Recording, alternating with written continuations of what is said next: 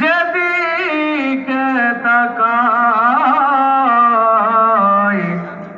দরদি আর তো কেহ নাই, আপনি যে রহমত আল্লাহর।